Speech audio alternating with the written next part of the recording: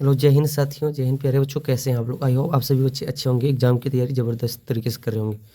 क्या आप इस बार क्लास 12th का एग्ज़ाम देना चाहते हैं, वो भी आर्ट्स से और ज्योग्राफी? तो आप सभी के लिए जो मोस्ट टॉप इम्पोर्टेंट जो 50 MCQ है, वो आप सभी के लिए गहन अध्ययन करने के बाद, डीप रिसर्च करने के बाद और NCERT के जो टॉप 50 क्वेश्चन है ना, ऑल चैप्टर से मैंने डीप रिसर्च करके निकाला है। तो प्यारे बच्चों, ये ऑब्जेक्टिव आप सभी के लिए वरदान साबित हो सकता है, एक रामबाण साबित हो सकता है। तो ये वीडियो को ध्यान से देखिए, है ना। और ये जो टॉप 50 MCQ है, एग्जाम में आने की जो है 100% संभावना है। अगर ये वीडियो को आप ध्यान से देख लिए तो आपका एग्जाम काफ़ी आसान हो जाएगा और आपका जो है बहुत सारे जो गलतियां हैं उन गलतियों से आप बच जाएंगे। तो प्यारे बच्चों, टाइम को वेस्ट किए बगैर चलते हैं वीडियो की ओर। उससे पहले अगर आप मेरे चैनल को सब्सक्राइब नहीं किए हैं तो आप मेरा चैनल को सब्सक्राइब कर दीजिए, वीडियो को लाइक कर दीजिए और बेल आइकन को प्रेस कर दीजिए। क्यों? क्योंकि बहुत सारे ऐसे टॉपिक हैं जो मैं आप सभी के लिए रेगुलर लाता रहूँगा और आपका एग्ज़ाम को सरल बनाऊँगा।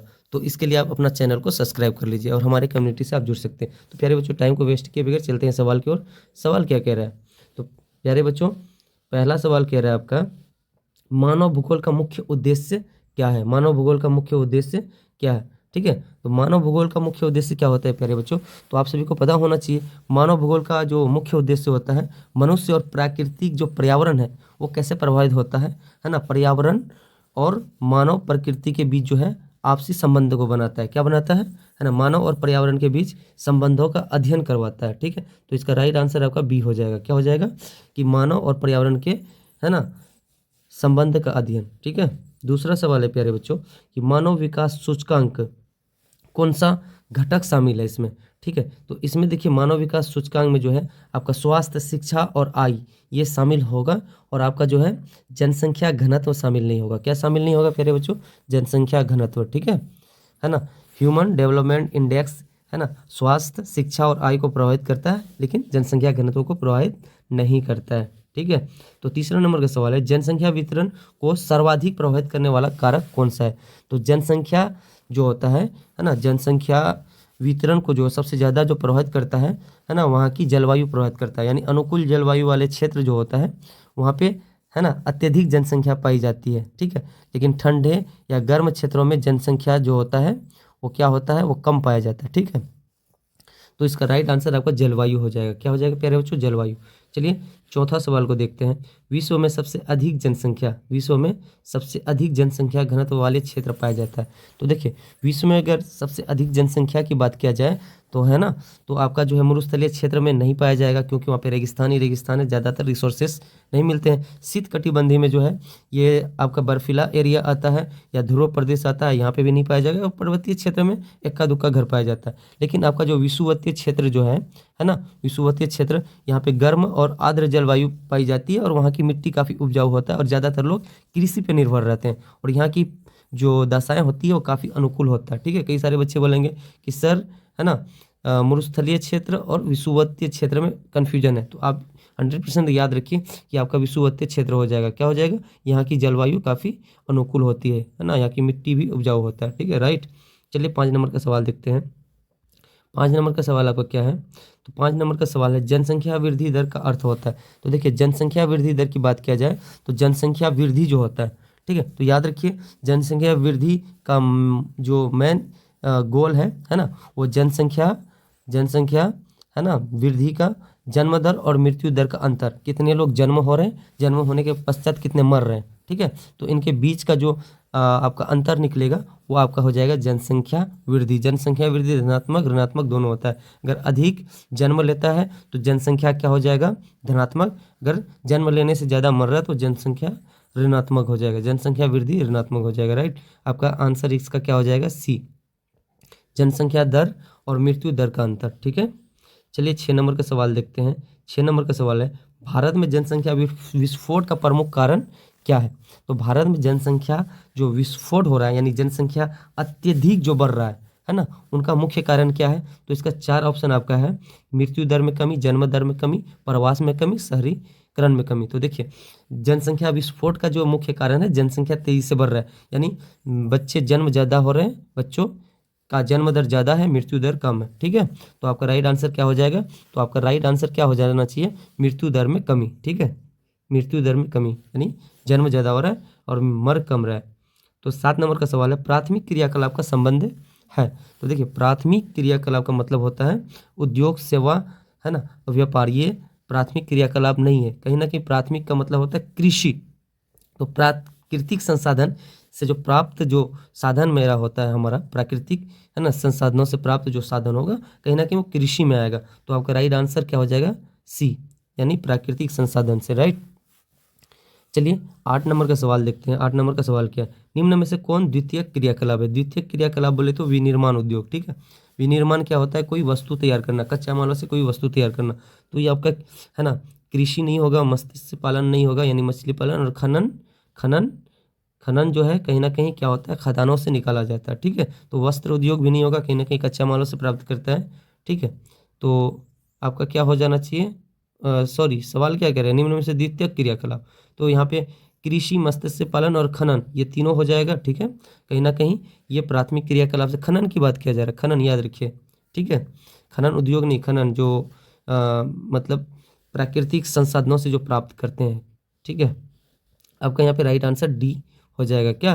डी, है ना, जो वस्त्र उद्योग, ठीक है। 9 नंबर का सवाल है, तृतीय क्रियाकलाप का उदाहरण है। तृतीयक बोले तो सेवा क्षेत्र, राइट।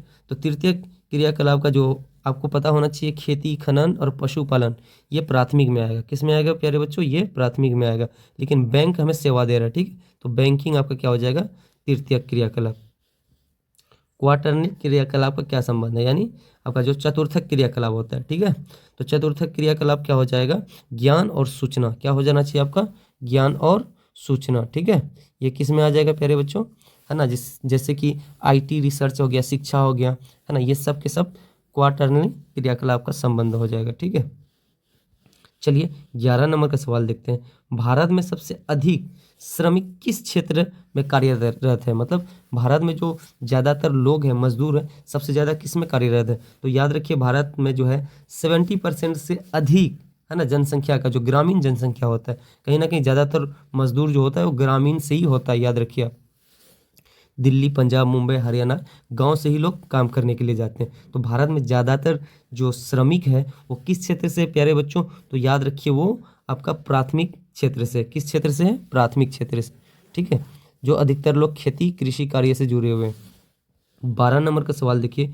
12 नंबर का सवाल क्या है? ग्रामीण बस्ती का मुख्य आधार होता है। ग्रामीण बस्ती जो होता है तो वो किससे जुड़ा होता है? तो याद रखिए, वो ग्रामीण की बात कर रहा है, तो वो कृषि कार्य से जुड़ा होता है। यानी ज़्यादातर गांव के लोगों का मुख्य आधारशिला क्या होता है ना, खेती करना, मछली पालन करना, ठीक है।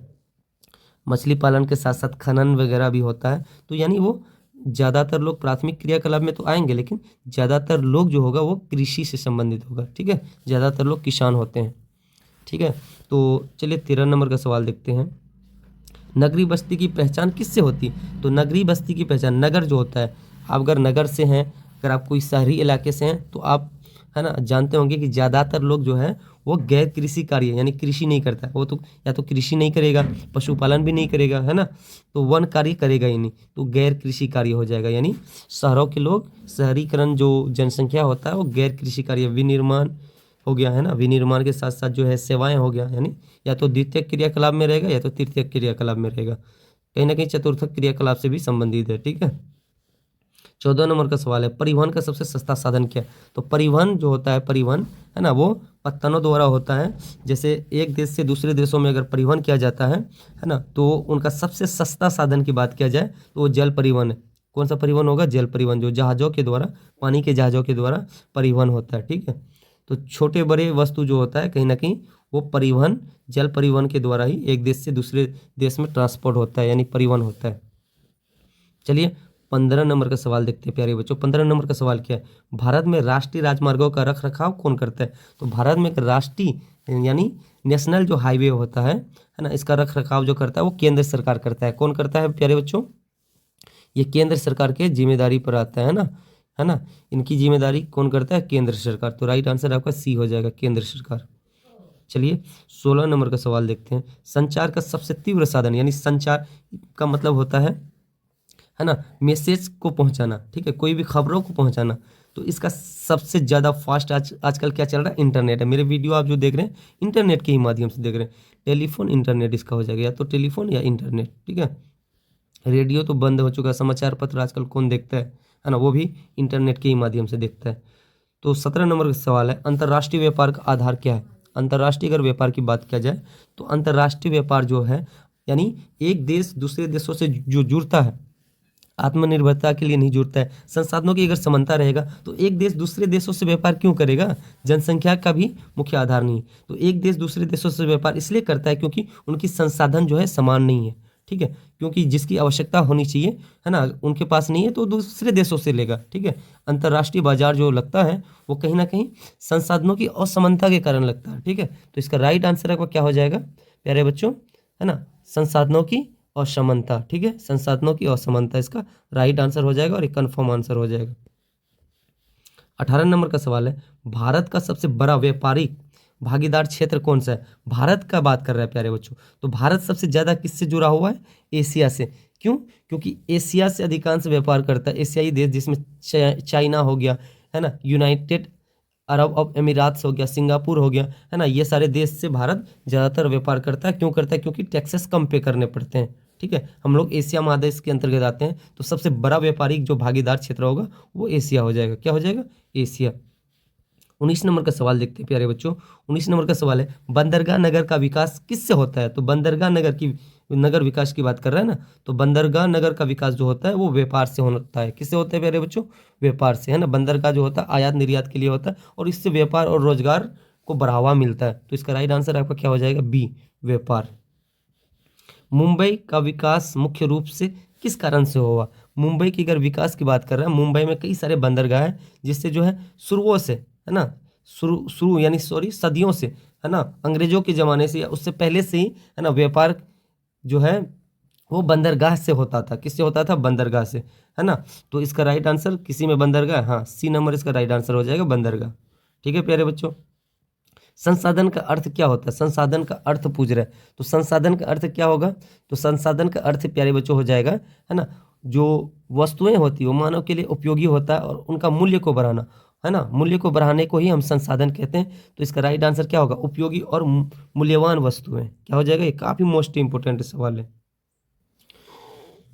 चलिए 22 नंबर का सवाल देखते हैं। 22 नंबर का सवाल है प्यारे बच्चों, नवीकरणीय संसाधन का उदाहरण है। तो देखिए, नवीकरणीय संसाधन का मतलब होता है ऐसा संसाधन जिसको हम पुनः प्राप्त कर सकते हैं, ठीक है। जैसे कोयला, पेट्रोलियम, प्राकृतिक गैस, ये एक बार खत्म हो जाने के कारण जो है इसको लाखों करोड़ों साल लग जाते हैं बनने में, ठीक है। तो ये तीनों तो नहीं होगा जी, सौर ऊर्जा हो जाएगा। क्यों, क्योंकि सौर ऊर्जा जो है सूर्य से प्राप्त मतलब ऊर्जा है ना, इनको हम सूर्य से प्राप्त करते हैं। तो ये नवीकरणीय संसाधन, इनको पुनः हम उपयोग कर सकते हैं, ठीक है, और पुनः हम बना सकते हैं सौर ऊर्जा को।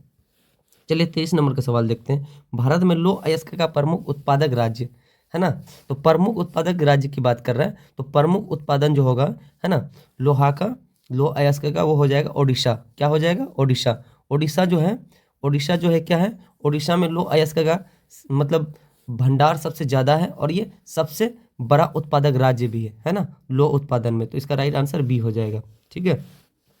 चलिए 24 नंबर का सवाल देखते हैं। 24 नंबर का सवाल है कि खनिज तेल का सबसे बड़ा भंडार कहाँ पर है। खनिज तेल का भंडार अगर कहा जाए तो मुंबई तट के पास जो है ना, समुद्र में स्थित भारत का सबसे बड़ा तेल, है ना, क्षेत्र है।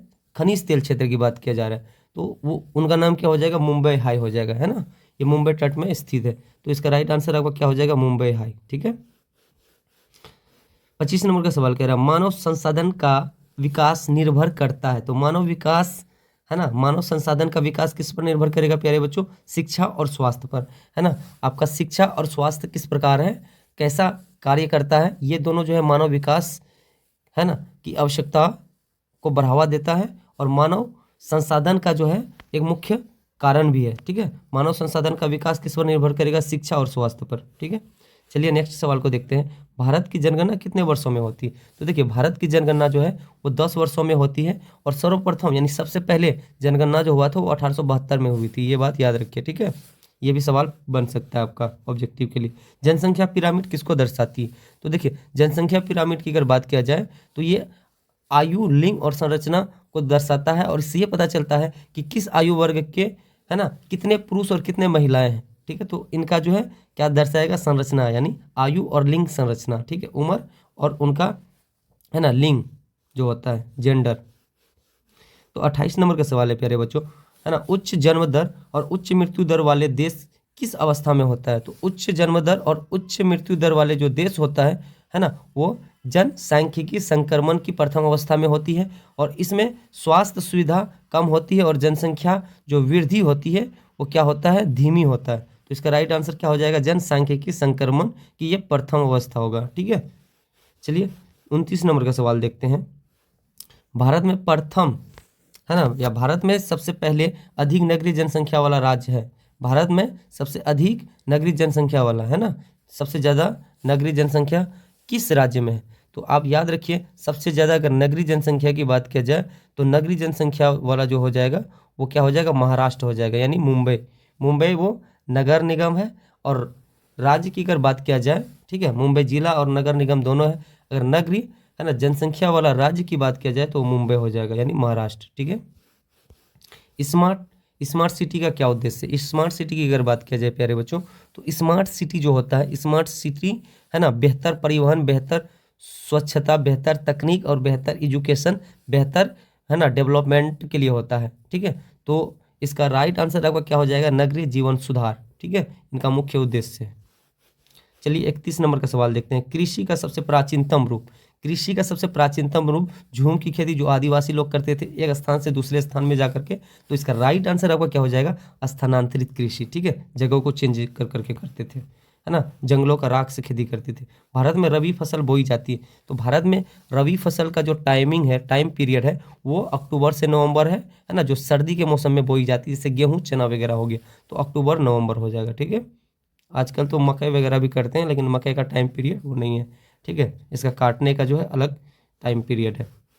मकई भारत की मुख्य खाद्यान्न फसल क्या है। तो भारत में ज़्यादातर जो खाया जाता है ना, जिसको हम लोग खाते हैं, जिनसे हमें, है ना, भोजन यानी अन्न प्राप्त होता है, पेट जो भरता है, ठीक है, वो खाद्यान्न फसल हो गया। खाद्यान्न फसल गेहूं, ज्वार, मक्का, चावल सब आएगा, लेकिन मुख्य की अगर बात किया जाए तो वो चावल हो जाएगा। ठीक है, अगर एक टाइम अगर चावल नहीं खाते हैं तो, है ना, इंसान को क्या नहीं, सब्र नहीं होता है। ठीक है, हरित क्रांति का सर्वाधिक प्रभाव, है ना, किस इलाके में पड़ा, यानी सर्वाधिक प्रभाव पड़ा है किस एरिया में। तो याद रखिए, हरित क्रांति का प्रभाव जो है उत्तर पश्चिम भारत में पड़ा है, जिसमें पंजाब और हरियाणा आता है। ठीक है, और इसमें जो है गेहूं उत्पादन को बहुत बड़ा बढ़ावा मिला था।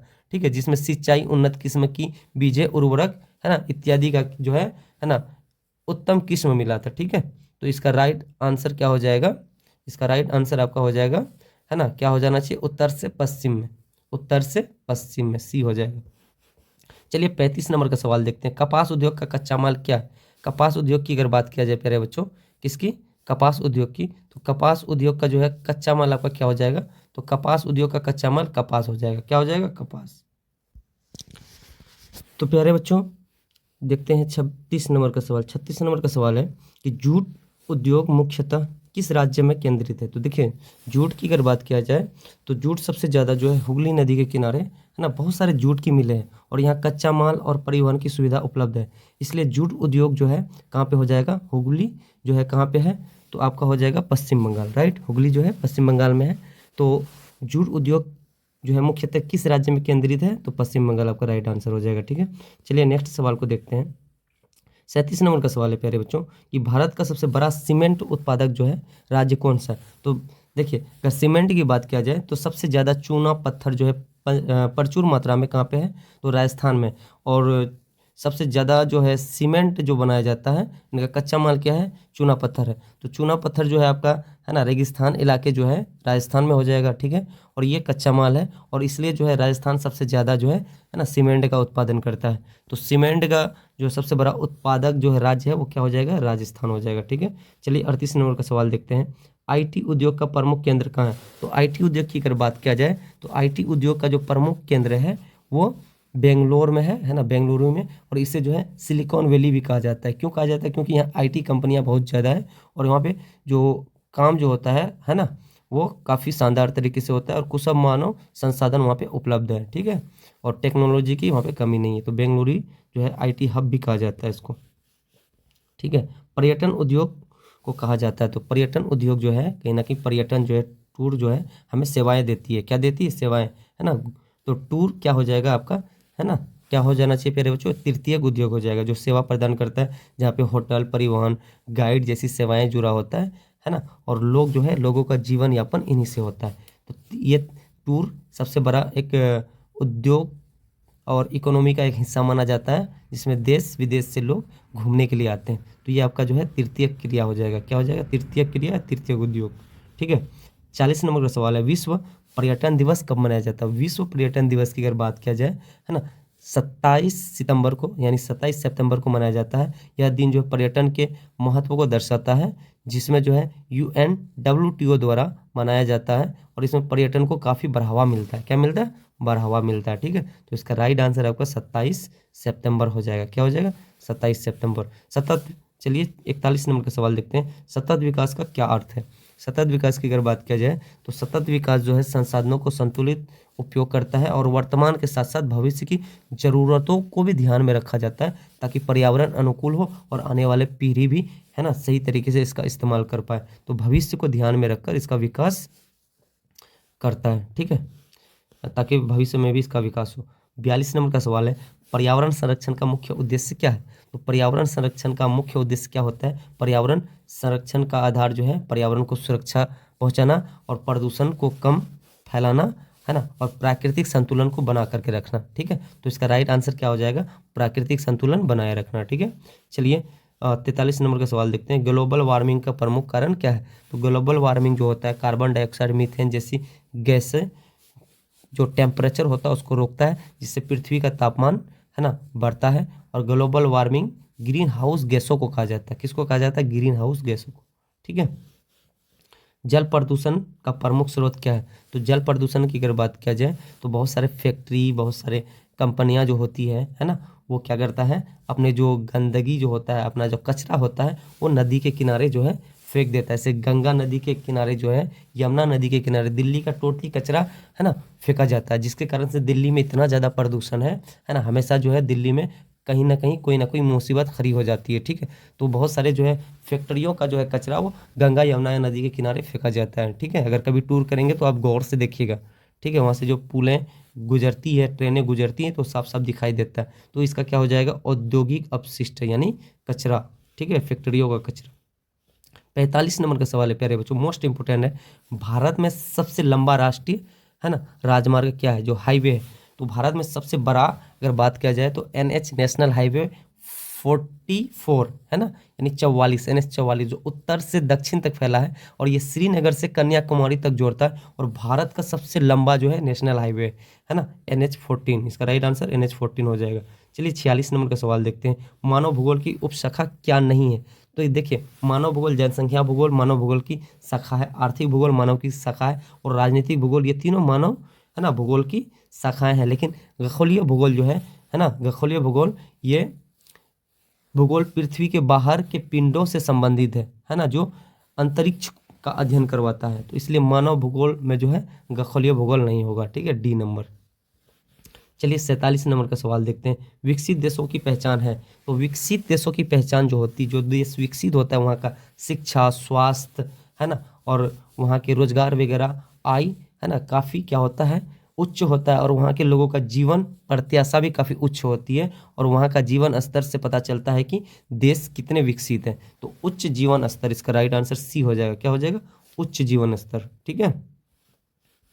चलिए 48 नंबर का सवाल देखते हैं, भारत का सबसे बड़ा नगरीय समूह कौन सा है? भारत का सबसे बड़ा नगरीय समूह की अगर बात किया जाए, जहाँ पे व्यापार, उद्योग, है ना, हो, और जहाँ के लोग जो है ना, कहीं ना कहीं बेरोजगार ना हो, ठीक है। तो भारत का सबसे बड़ा नगरीय समूह जो है ना, वो मुंबई हो जाएगा। और यहाँ पे ज़्यादातर लोग क्या है, व्यापार केंद्र, है ना, और द्वितीयक तृतीयक क्रियाकलाप से जुड़ा हुआ है, ठीक है। तो इसका राइट आंसर क्या हो जाएगा? मुंबई। क्लियर है? चलते हैं 49 नंबर का सवाल में, देखते हैं 49 नंबर का सवाल क्या है, विश्व का सबसे बड़ा व्यापारिक संगठन? तो विश्व का सबसे बड़ा अगर व्यापारिक संगठन की बात किया जाए, वर्ल्ड ट्रेड ऑर्गेनाइजेशन, जो अंतर्राष्ट्रीय व्यापार को जो है नियंत्रित करता है, एक देश दूसरे देशों के बीच कैसे व्यापार करे, है ना, उनका नियम बनाता है और तय करता है, और उनके बीच जो भी बाधाएं हैं, संघर्ष है, उसको कम करता है, ठीक है, तो WTO हो जाएगा, क्या हो जाएगा, वर्ल्ड ट्रेड ऑर्गेनाइजेशन। चलिए 50 नंबर का सवाल देखते हैं। भूगोल का मुख्य उद्देश्य क्या है? तो भूगोल का भी जस्ट हम लोग पढ़ रहे थे। भूगोल का मुख्य उद्देश्य क्या होता है ना, मानव और पर्यावरण के बीच जो प्राकृतिक जो पर्यावरण है उनके बीच अध्ययन कराना, रीड कराना, मानव किस प्रकार पर्यावरण से प्रभावित करता है और समझता है ना, भूगोल का यही मुख्य उद्देश्य होता है। ठीक है, मानव और पर्यावरण के बीच जो है रिलेशनशिप बिल्ड करना। ठीक है, तो इसका आंसर सी हो जाएगा। प्यारे बच्चों, जैसे कि मैंने 50 सवाल को है ना विथ एक्सप्लेनेशन के साथ आप सभी को जो है बताने का कोशिश किया, जो भी था हमारी तरफ से हम 100% देने की कोशिश किया था। तो प्यारे बच्चों, अगर आप वीडियो को ध्यान से अगर देखें तो आई होप आपका एग्ज़ाम काफ़ी अच्छा जाएगा, ज़बरदस्त जाएगा, है ना। और इसी तरीके से आपके बीच हम अच्छे अच्छे वीडियो, अच्छे अच्छे कंटेंट लाते रहेंगे। और आप कमेंट बॉक्स में ज़रूर बताइए कि आपको किस टॉपिक पे अगला वीडियो चाहिए। और प्यारे बच्चों, हमारे चैनल को आप सब्सक्राइब कर दीजिए, वीडियो को लाइक कर दीजिए, है ना। मिलेंगे नेक्स्ट वीडियो में। हाँ, याद रखिए कि मैं आप सभी को सरल कंटेंट के साथ पढ़ाने का कोशिश करूँगा। ठीक है, और इसी प्रकार आपकी तैयारी को बेहतर बनाऊंगा। और ये जो है बहुत मोस्ट इंपॉर्टेंट सवाल था जो मैंने NCERT से डीप रिसर्च करने के बाद लिया था। तो मिलेंगे नेक्स्ट वीडियो में नेक्स्ट टॉपिक के साथ, तब तक के लिए जय हिंद, बाय बाय।